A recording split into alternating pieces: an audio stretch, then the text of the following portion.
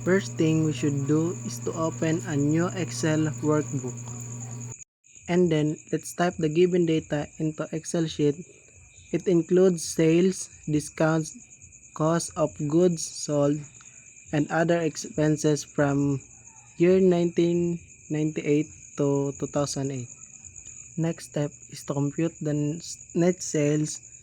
In order for us to get the difference, we're going to subtract the discount from sales.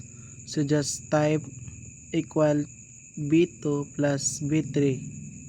It represents the sale and discount of year 1998 to 1999. Then for you to make it faster, just copy the solution to all the row and it will automatically gives you the exact answer.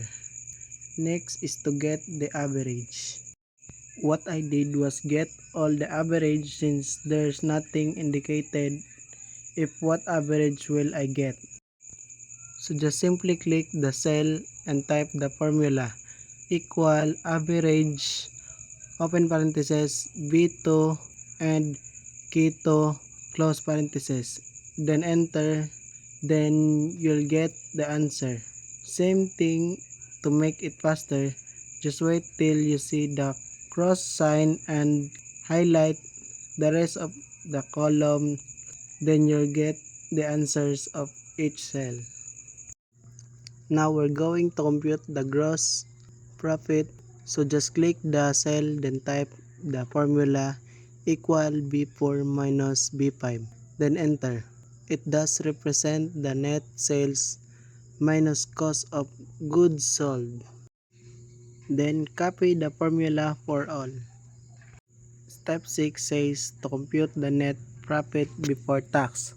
So we will just simply type the formula equal B6 minus open parenthesis B7 plus B8 plus 9 close parenthesis, then enter. It does represent the B6 as gross profit minus the sum of administrative expenses, miscellaneous expenses, and other expenses for you to get the net profit before tax. Then less 35% income tax.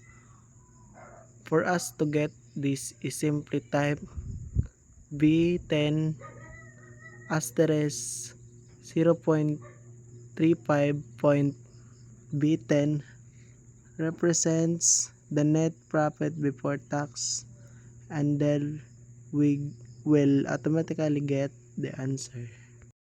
In the last row is to subtract the profit before tax and 35% income tax.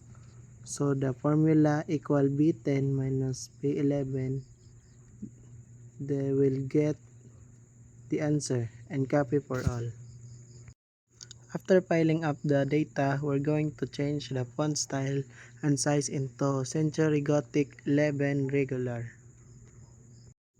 Then Ctrl S to save our work and type MS Excel Activity 2 Kutamura as the name of the file.